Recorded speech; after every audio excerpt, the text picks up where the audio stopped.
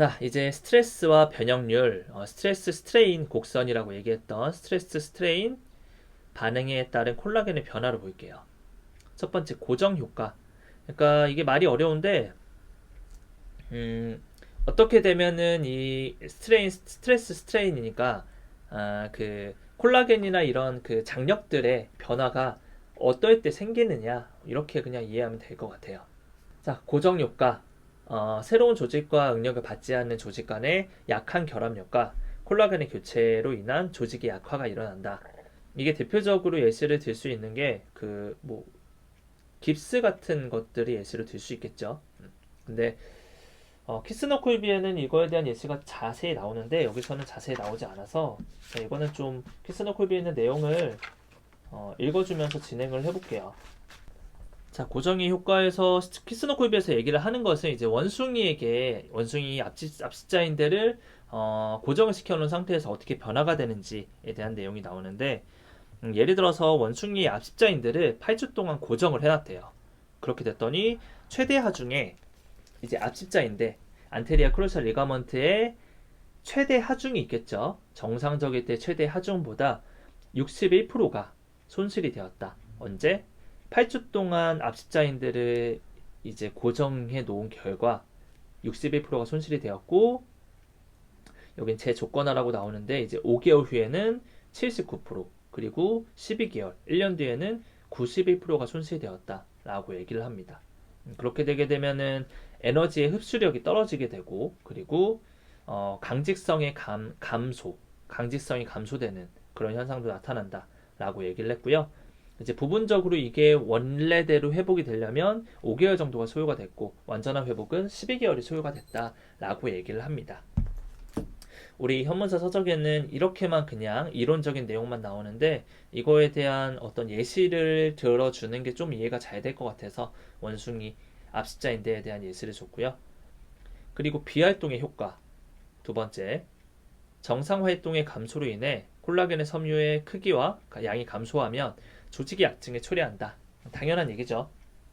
여기서는 이제 이게 회복이 되려면 약 5개월간이 걸친 규칙적이고 반복적인 하중에 의해서 달성이 된다라고 얘기를 합니다. 저는 이거를 볼 때마다 항상 매년 강의를 할 때 얘기를 하는데, 제가 병원에 있을 때도 그렇고요. 피트니스 센터에서 트레이닝을 할 때도 마찬가지이고, 요거와 관련된 내용의 모습을 굉장히 많이 봐요. 그게 어떤 것이냐? 우리 남학생들이 있죠. 남학생들은 지금 굉장히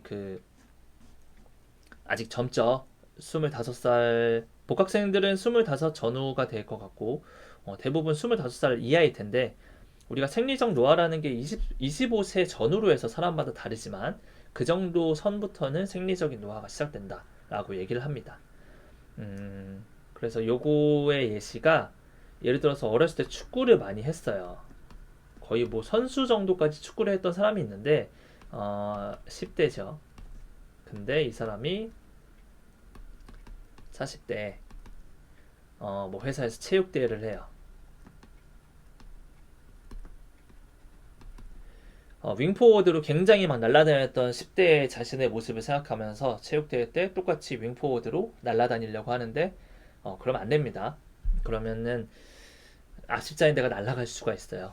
요런 히스토리를 가진 분들이 굉장히 많아요. 병원에 내원했을 때 어떻게 다치셨어요?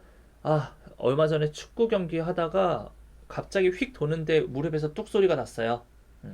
앞십자인대 나간 거죠. 십자인대 끊어진 거죠. 혹은 뭐 헬스장에선 이런 사례가 있어요. 또 헬스장에서는 뭐 스쿼트를 하는데, 이제 뭐 오랜만에 한 이제 5년 10년 만에 배가 이렇게 많이 나오니까, 젊었을 때 나도 운동 좀 했다 이거죠. 근데 배가 이렇게 나오니까 옛날처럼 운동해야지. 친구들끼리 또 같이 오거나 직장 동료끼리 같이 오는 경우에 간혹 이런 경우가 있어요. 무게를 올리는데 처음이니까 빈봉으로 하시죠. 에이, 무슨 소리야, 내가 예전에 이거 100kg까지 들었는데 뭐 20kg씩만 꽂아. 그래서 20, 20, 복목에 20 해서 토탈 60. 100kg 들던 사람이 60kg 무난하게 들 수 있을 것 같잖아요. 하나, 둘, 셋, 넷 하다가 어디가 뚝, 뭐 십자인대가 아니더라도 허리가 염좌 이런 식으로 생길 수가 있다는 거죠.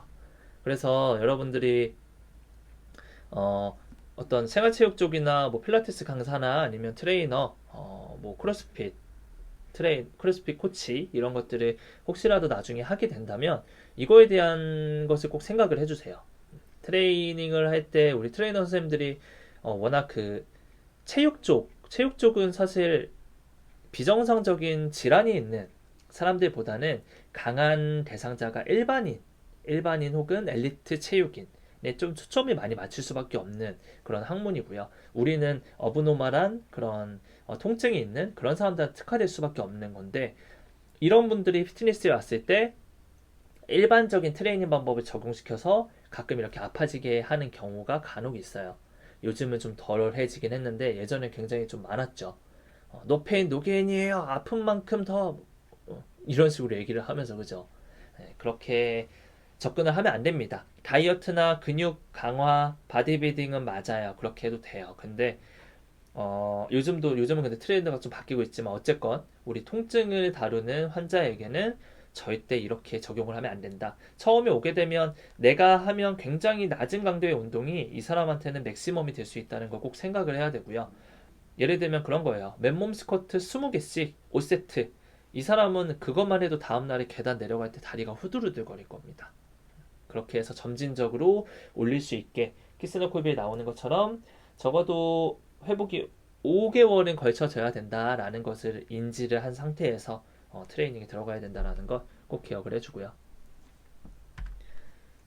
자, 연령의 효과. 당연히 연령이 늘어나면 늘어날수록 좀 이 컨디션이 낮아지겠죠. 넘어갑니다. 자, 이제 이렇게 해서 비스축성 조직과 역학적 특성은 마무리되고요. 이제 뻗침 운동 결정 요소,